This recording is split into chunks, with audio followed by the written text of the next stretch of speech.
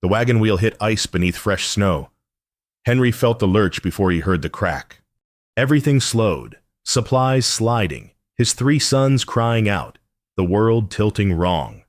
His shoulder slammed frozen ground hard enough to steal his breath. When he looked up, 3 small faces stared down at him from the wagon bed. Snow was already collecting on their eyelashes. Their breath hung visible in the dying Christmas Eve light. "Papa," Michael's voice cracked. He was 10, trying to be brave, failing. Henry pushed himself up, pain screaming through his shoulder. The wagon lay on its side, one wheel spinning uselessly. The axle, he could see it even through the thickening snow, cracked clean through. "Everyone out. Careful now." They climbed down, small hands gripping the wagon sides. Michael first, then James, then Timothy. 5 years old. Timothy looked like he might cry but didn't. Good boys. Sarah had raised good boys before Henry stopped the thought. Couldn't go there. Not now. He walked around the wagon, calculating. 15 miles to the nearest settlement, temperature dropping fast. The blizzard that had been threatening all afternoon was here now, swallowing the landscape in white. He could barely see 10 feet ahead. "Can you fix it?" James asked. 7 years old, still believing his father could fix anything. Henry looked at the broken axle, then at his sons. They were already shivering despite their coats. He'd taken this Christmas Eve supply run to avoid the empty house. The memories of Sarah in every corner, 1 year and 6 months since she'd died bringing their 4th child into the world. 1 year and 6 months of barely holding everything together. Now his grief might kill his sons. "We can't stay with the wagon," he said. "We'll freeze. But where do we go?" Michael's eyes were too old for 10. He'd grown up fast since Sarah died. Henry had no answer. Stay here and freeze for certain, or walk blind into the storm and maybe freeze anyway. Some choice, but at least walking gave them a chance. "We stay together," Henry said. "Hold hands. Don't let go for anything." He was reaching for Michael's hand when Timothy pointed. "Papa, I see something." Henry squinted into the white darkness. At first, nothing. Then there, a faint light. Maybe half a mile distant. Could be real. Could be his eyes playing tricks in the snow. Could be their only chance. "Boys, stay close." We walked toward the light. "Don't let go of each other." Michael took Timothy's hand. Henry took Michael's. His shoulder screamed with every movement, but pain didn't matter now. Only the light mattered. They stepped into white darkness. The light their only prayer. The light grew stronger. Henry half-carried Timothy through drifts that reached the boy's waist. Michael struggled but didn't complain. James fell twice. Each time. Henry pulled him up with his good arm. Kept them moving. The light wasn't a mirage. It was real, solid, growing clearer. A homestead materialized from the white small but sturdy. Smoke rising from the chimney despite the wind. Henry's fist was raised to knock when the door opened. A woman stood backlit by firelight. Mid-30s, Henry guessed. Work-worn hands, dark hair pulled back, eyes that assessed injury and need in a single glance. "Get by the fire," she said, not a question, a command. "All of you. Now." She pulled them inside and shut the door against the storm. The warmth hit Henry like a wall. Timothy's teeth were chattering so hard he couldn't speak. The woman moved with swift purpose. She wrapped the boys in quilts, stirred the fire to roaring, put coffee on the stove. Water began heating in a kettle. All of this in less than a minute. No wasted motion. Henry watched her, dizzy with relief and pain. The house was spare but warm. A small pine branch decorated one corner. 2 candles. One place setting at the table. She lived alone. "Sit," she told Henry, pointing to a chair. "That shoulder needs looking at." "Ma'am, we don't want to—" "You'll sit or you'll fall. Your choice." Henry sat. She brought the warm water. Clean cloth. Studied his shoulder with careful fingers. He'd wrenched it badly, maybe cracked something, but nothing broken. "You're lucky," she said, cleaning the wound. "Could have been worse." By the fire, wrapped in quilts, Timothy whispered to Michael. Henry couldn't hear the words, but he saw the woman's hands still for just a moment at the basin. She'd heard, "Coffee?" she asked Henry, not meeting his eyes. "Yes, ma'am. Thank you." She poured 2 cups, handed him one. Their fingers brushed. Both pulled back quickly. Outside, the storm howled. Inside, something else stirred, dangerous, unfamiliar, impossible to name. The woman knelt to bandage his shoulder. Her movements were gentle, efficient. Henry found himself watching her face the concentration, the care she took with a stranger. Their eyes met for 3 heartbeats. Both looked away. "What's your name?" Timothy asked suddenly. The woman glanced at the boy, and her expression softened. "Emma," she said. "My name is Emma. I'm Timothy. That's James, and that's Michael, and that's Papa." "Henry," he said. "Henry Morrison." "We're grateful, ma'am." The wagon. "Storm's too bad to talk about leaving tonight," Emma said, standing. "You'll stay. I'll make supper." It wasn't an offer. It was frontier law. "A light in the window means nobody rides past." Henry nodded, too tired to argue. Emma moved to the stove, and Henry watched his sons watch her. They'd seen neighbor women since Sarah died, plenty of them, but none who moved like this, purposeful, gentle, present. Like someone who'd been alone a long time and remembered what it meant to care for others. The storm howled louder. Emma began slicing bread. Timothy's eyes drifted closed. Michael beside him. James fought sleep and lost. Henry's shoulder ached. Everything ached. But they were alive. And warm. And for the first time in 18 months. His house, no. This house didn't feel like a tomb. Emma made stew from what she had: potatoes, carrots, a bit of salt pork. Simple food, but it might have been a feast for how the boys ate. Henry couldn't remember the last time they'd had a proper meal. He'd been burning everything lately, too distracted to care. "Slowly," Emma told Timothy, who was gulping. "You'll make yourself sick." Timothy obeyed instantly. Henry saw Michael and James do the same. They responded to her in a way they hadn't responded to anyone since Sarah died. After supper, Emma set the boys to exploring with permission. She made clear they found one bedroom, a small loft, no children's items anywhere. On the wall, a framed wedding photograph, Emma and a bearded man. Both young, both hopeful. "Your husband?" Michael asked. Henry started to scold him for prying, but Emma shook her head. 3 years ago, she said quietly. "Winter fever." "I'm sorry," Michael said. Emma touched his hair, just once. "Thank you." She began clearing dishes. Henry stood to help, but his shoulder protested. Emma pointed him back to the chair. "You're injured. Sit." "Ma'am, we're imposing. You're surviving. There's a difference." James was examining the loft ladder. Timothy had found a small carved bird on the windowsill. Was turning it over in his hands with wonder. "Put that back." Henry said, "It's all right." Emma said, "I made it. Winter project." "You carved this?" Timothy's eyes went wide.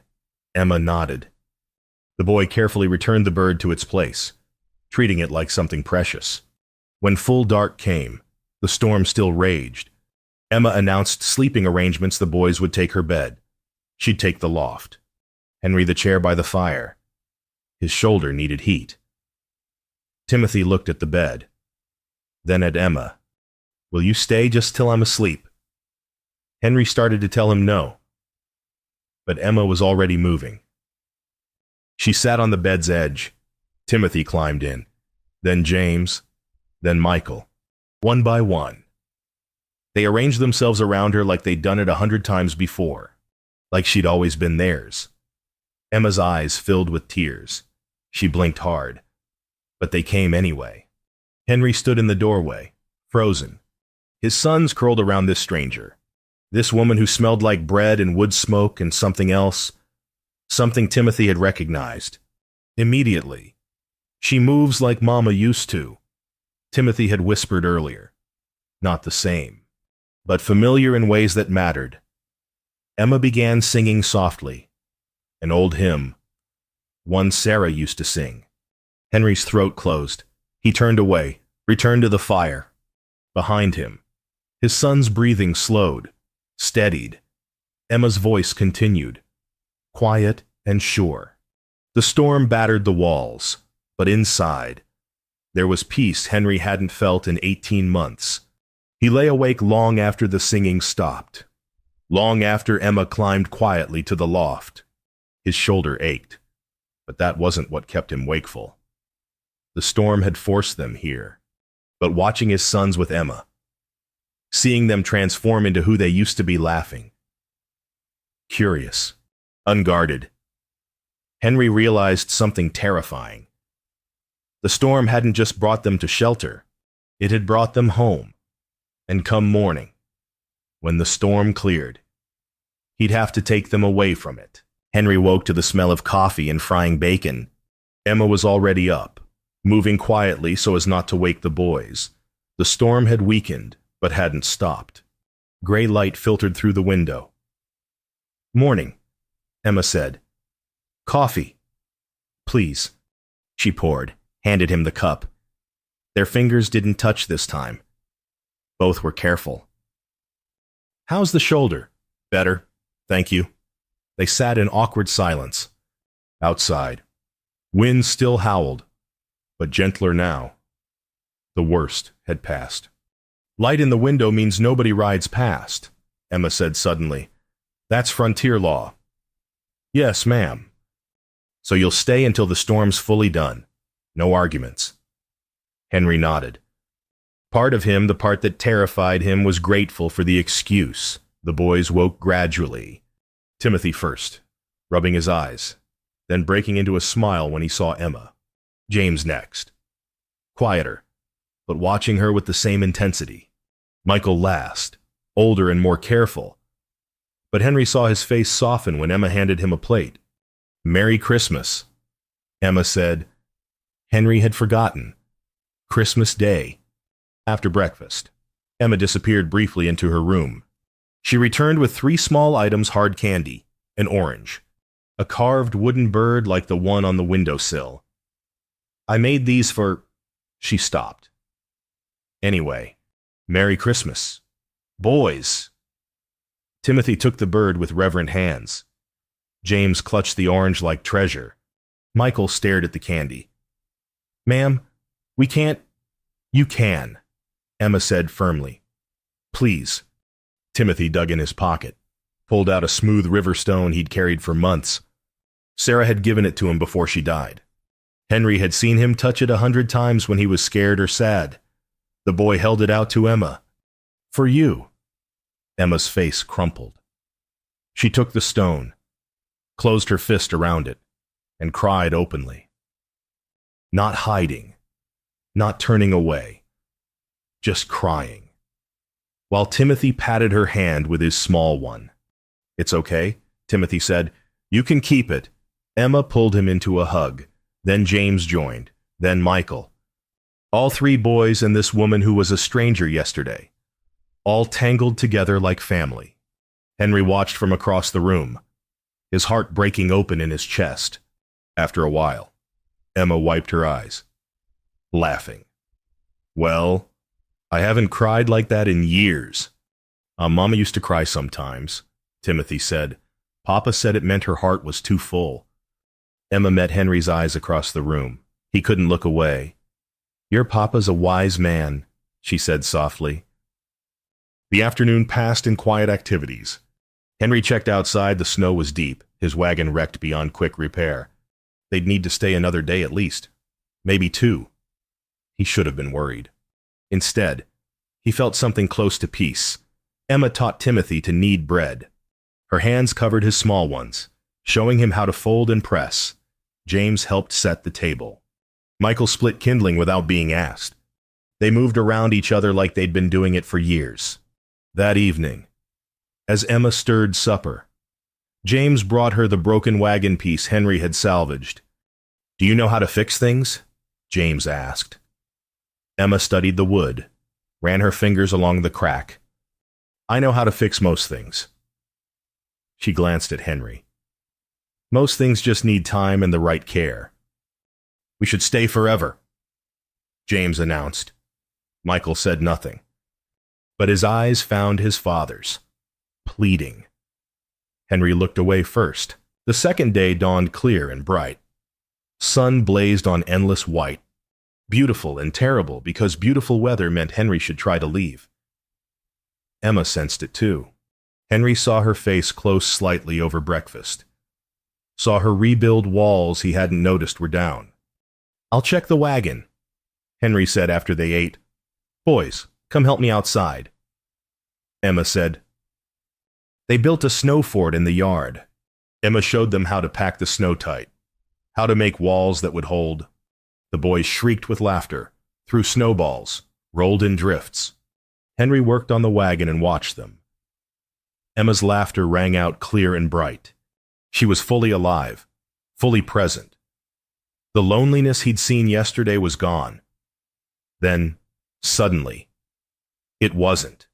Mid-throw, Emma's face changed. The laughter stopped. She stood still, snow melting in her hand, staring at nothing. She'd remembered. This wasn't permanent. In a day, maybe two, they'd be gone. She'd be alone again. Emma turned away from the game, walked toward the house, composed herself before going inside. Timothy noticed first. "Why did she leave?" "She's just cold," James said. But he didn't sound convinced. Michael looked at his father, said nothing, didn't need to. That afternoon, Henry forced himself to work on the wagon. The axle was beyond his ability to repair properly. He could jury-rig something, but it wouldn't hold for 15 miles. They'd need to get it to town, get a blacksmith's help, which meant asking a neighbor for assistance, which meant leaving. Emma made supper quietly. The boys tried to engage her, but she was distant now, protected, kind, but careful. That evening, Henry almost spoke. The words formed in his throat. "Would you consider?" But what right did he have? She'd given them shelter, not signed up for a broken family. They'd known each other 2 days. It was madness. Emma looked at him. For a moment, hope flickered in her eyes. "Thank you," Henry said, "for everything." The hope died. Emma's face went smooth and blank. "Of course," she said. That night, they lay in separate spaces. Emma in the loft, staring at darkness, clutching Timothy's smooth stone. Henry by the fire, his shoulder aching less than his chest. Both grieving what hadn't even been offered or refused. Outside, the stars were brutally clear. The storm was over. There was no excuse to stay. Morning came too soon. Henry was checking the wagon when he heard hoofbeats. A neighbor man named Caleb. Checking his fence line, spotted the smoke from Emma's chimney. Came to investigate. "Morrison, that you thought you were heading to town for supplies." Henry explained about the wagon. Caleb examined the axle, whistled low. "That's a blacksmith job. I can help you get it to town. Though, got my draft horse. We can rig something. I'd be grateful. Ready to go now if you want. Weather's holding." Henry looked at the house. Smoke rising from the chimney. His son's inside, probably still eating breakfast. Emma making coffee, moving through her morning routine. "Give me an hour," Henry said. Caleb nodded, began working on the wagon. Henry walked back to the house, each step heavier than the last. Inside, Emma was clearing breakfast. The boys sat quiet, sensing something wrong. "There's a neighbor outside," Henry said. He can help get the wagon to town. Timothy's face crumpled. James looked at his hands. Michael stood abruptly, walked to the window. We're leaving. Timothy's voice was small. Yes. No. Timothy shook his head. No. I don't want to. Timothy. Papa, we can't just leave her. James turned to Emma. Tell him we should stay. Emma knelt by James, her face carefully neutral. You have your papa. He loves you. That's what matters. Ah, but who do you have? Timothy whispered. Emma had no answer. Her throat worked, but no words came. Boys, pack your things, Henry said, too harsh, his own pain making him cruel. We're leaving. She's not your mother, Henry said, and immediately regretted it. The words hung in the air, brutal and true and wrong all at once. Timothy ran to Emma, sobbing. She gathered him up, held him tight, over his head. Her eyes met Henry's. Everything he needed to know was in that look. She wanted them to stay, but she wouldn't ask. Couldn't ask. Too much pride, too much fear of rejection, too many years of learning not to hope for things her body couldn't give her. Emma kissed Timothy's head, set him gently down. Help your brothers pack. They moved like ghosts. Emma wrapped food for them: bread, cheese, dried meat. Practical, careful. Her face was a mask. Caleb knocked. Ready when you are. Morrison. The boys climbed into the wagon. Nobody spoke. Even Caleb sensed something wrong. Kept his usual chatter to himself. Emma stood in the doorway. She handed Henry the food bundle. You're Sarah, Emma whispered. She loved you well. They're good boys. Henry heard the goodbye in her voice. She thought he didn't want this. Didn't want her. Thank you. He managed, inadequate, cowardly. Emma nodded once, stepped back inside, closed the door. The wagon started moving. Snow crunched under wheels and hooves. Caleb led the way. Henry kept his eyes forward. Couldn't trust himself to look back. Behind him. Timothy began to cry. Quiet, broken sobs that tore at Henry's heart. They'd gone maybe a quarter mile when Timothy spoke into the awful silence. Papa, she's gonna be all alone again. Henry's hands shook on the reins. Everything was wrong. The sun was too bright. The snow was too white. The wagon creaked with every turn, and each sound felt like an accusation. Timothy cried quietly. James stared at his hands. Michael sat in the back, face turned away, shoulders rigid with anger. Henry's throat was tight. His vision kept blurring. 18 months of holding everything together, and it was all breaking now, a quarter mile too late.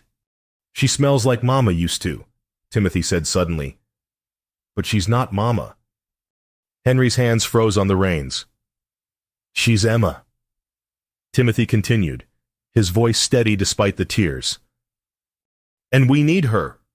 Something inside Henry shattered.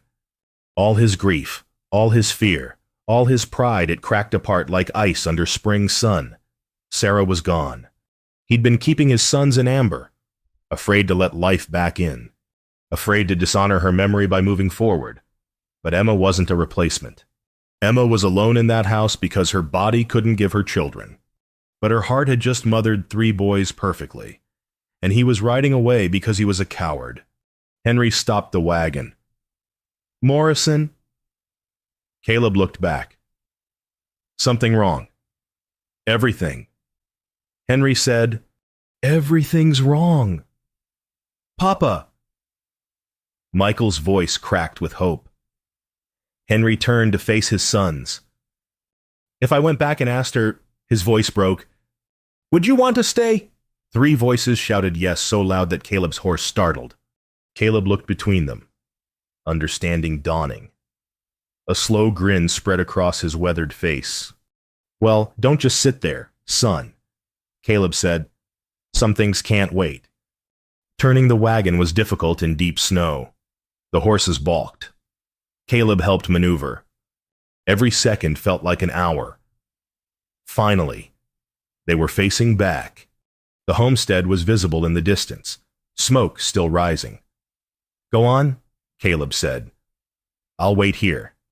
Henry snapped the reins, inside. Emma moved mechanically, cleared the table, washed the dishes. Tears streamed down her face, but her hands kept working. Work was survival. Work was how you got through. The coffee cups. The boys had left them half full, too upset to finish. She dumped them, scrubbed them clean, the quilts. She'd need to wash them. They smelled like children now, like little boys' sweat and sleep and a sound outside. Wagon sounds. Emma froze. They'd forgotten something. That was all. They'd forgotten something and come back for it. And then they'd leave again. She couldn't do this twice, but she went to the door anyway, opened it. The wagon was there. All of them. Coming back. Emma's heart stopped. She didn't let herself hope. Couldn't. Hope was too dangerous. Henry climbed down, walked toward her. The boys stayed in the wagon, understanding somehow that this was their father's moment. He stopped 3 feet away, snow between them. His face was open, vulnerable, terrified. Would you consider... His voice broke. He couldn't finish. Emma didn't need him to finish. Yes, she said. The word hung in the frozen air between them. Henry stared at Emma like he'd misheard.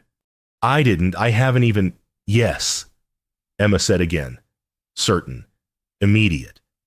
Whatever you're asking. Yes. Behind Henry, the wagon exploded with noise. 3 boys tumbled out, shouting, laughing, running through snow that reached their knees. They crashed into Emma all at once, nearly knocking her over. She knelt in the snow, arms around all 3, and sobbed. Not sad tears this time. Something else. Something that had been locked inside her for years. Finally breaking free. Henry stood apart, watching his family form around this woman, his family. The word felt right in a way nothing had felt right in 18 months. Inside, Emma managed, laughing through tears, before we all freeze. They tumbled into the house, bringing cold air and snow and noise. So much noise. Emma's quiet house hadn't held this much life in maybe ever. Caleb appeared in the doorway, grinning. Guess you won't be needing that ride to town after all. Not today, Henry said. Good man. Caleb tipped his hat to Emma. Ma'am, you've got yourself a fine family here. I know, Emma said softly, after Caleb left. They sat around the table. The boys bounced with energy, too excited to sit still. But there were practical matters to discuss. Where will we live? Emma asked.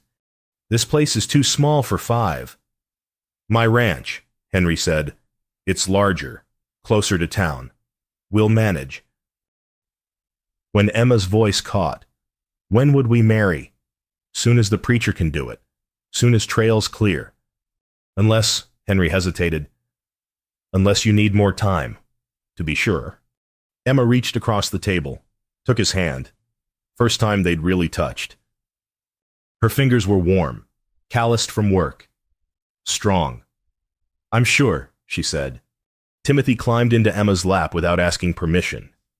His now. James leaned against her shoulder.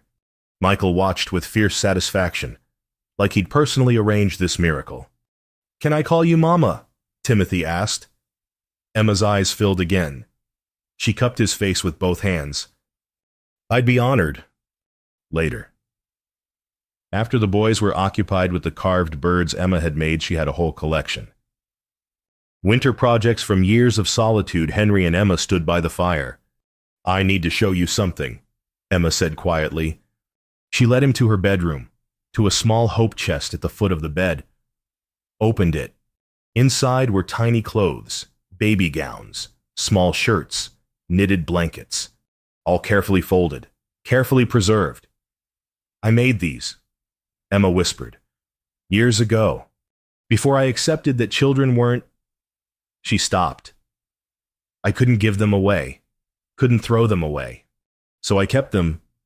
Henry touched a small gown, imagining Emma's hand stitching it, imagining the hope she'd held, the grief when that hope died. Save them, he said. For grandchildren. Emma looked at him. Grandchildren. You're young yet, and boys grow up fast. Henry managed to smile. You'll have grandchildren. Emma, a whole house full, if Timothy has anything to say about it. Emma laughed, then cried, then laughed again. Henry pulled her close, careful of his healing shoulder. She fit against him like she'd been designed for that space. I don't even know your middle name, Emma said into his chest. James. Henry James Morrison. Emma Rose Collins. Well, Morrison now, I suppose. Soon, Henry said. Soon. That evening, the boys played quietly the comfortable quiet of home. Not grief. Henry and Emma sat by the fire, not touching, but close, learning each other in silence. Timothy came over eventually, climbed into Emma's lap without asking. His right now. Mama, he said, testing the word. Tell me about when you were little. Emma's eyes met Henry's over their son's head. She began to speak about growing up in Missouri, about learning to ride before she could read, about the day she and her husband came west. Henry listened to her voice and watched his sons listen, all of them hungry for her stories. For her, outside. The stars were coming out, clear and cold and impossibly bright. Inside. They were home. 1 week later, they stood in the small church in town. Emma wore her best dress dark blue. Practical, but she'd pinned a piece of lace at the collar. Henry wore his only suit, brushed clean of trail dust. The boys stood as witnesses, solemn and proud. The preacher was brief. Frontier weddings weren't elaborate affairs. Do you? Henry. I do. Do you? Emma. I do. And it was done. The community had come not many, but enough. Caleb and his wife. The shopkeeper. A few ranching families. They brought food, helped load Emma's essentials into Henry's wagon. You need anything, you send word. Caleb's wife told Emma, we take care of our own out here. Emma nodded, too moved to speak. They drove to Henry's ranch larger than Emma's homestead, room for a growing family. The house needed work, but it was solid. It would do. That first morning. Emma woke in a different bed, in a different house. For a moment, she panicked. Where was she? Then she heard it. Footsteps thundering down the stairs. Boys' voices, arguing cheerfully about something. Henry's deeper voice, trying to restore order. Her family. Emma rose, dressed, went downstairs. The kitchen was chaos, Michael trying to cook, James setting the table backward, Timothy narrating everything while getting in the way. Good morning, Emma said. They turned to her, 3 faces lighting up. Mama. Within a week, they'd established a routine. Henry and Michael worked the fence lines each morning. James collected eggs from the hen house. Timothy followed Emma everywhere, chattering constantly. She taught them things: how to make bread that didn't burn, how to mend clothes properly, how to read the weather. Henry taught them ranching, how to handle horses, fix fence, read cattle. They were building something, not replacing what they'd lost, but creating something new. 3 months passed. Snow melted. Mud season came and went. Spring arrived properly. With green shoots and warmer days, Emma planted a garden. Timothy helped, mostly getting in the way. But she didn't mind. She showed him how to press seeds into soil, how to water gently. Will they really grow? Timothy asked. skeptical. If we take care of them. Emma said. Everything grows with the right care. Henry repaired the front gate, work that had been neglected since Sarah died. Michael handed him tools. Learning by watching, James raced around the yard, chasing a jackrabbit. In the window, a lamp burned. Emma had brought the habit from her old house, keeping a lamp lit even during the day. At first, Henry didn't understand. Then Emma explained, 3 years alone. She said quietly, the lamp meant I was still there, still surviving. And now? Henry asked. Emma looked at the lamp, then at her family scattered across the yard. Now it means welcome. Means we're home, all of us. Henry watched her return to the garden, watched Timothy dig enthusiastically in the wrong spot, watched Emma gently redirect him, watched the sun catch in her hair. He remembered Christmas Eve, the white darkness, the desperate stumbling, the moment when Timothy pointed and said, I see something. One light in a storm, one moment when everything could have gone wrong, but went right instead. That night, after the boys were asleep, Emma and Henry sat on the porch. Stars blazed overhead, the same stars that had shone on Christmas Eve, but warmer now, kinder. Do you ever wonder, Emma asked quietly, if the storm brought you to me, or me to you? Henry considered. Both, he said finally. God knew we all needed finding. Emma leaned against his shoulder. Timothy asked me that yesterday. I told him the same thing. Smart boy. They all are. Because of Sarah. Emma looked up at Henry. I don't want to replace her. I couldn't. You're not replacing her. Henry said, You're. He struggled for words. You're what comes next. What she'd want for them. For me. Inside, Timothy cried out in his sleep. Emma rose immediately, went to him.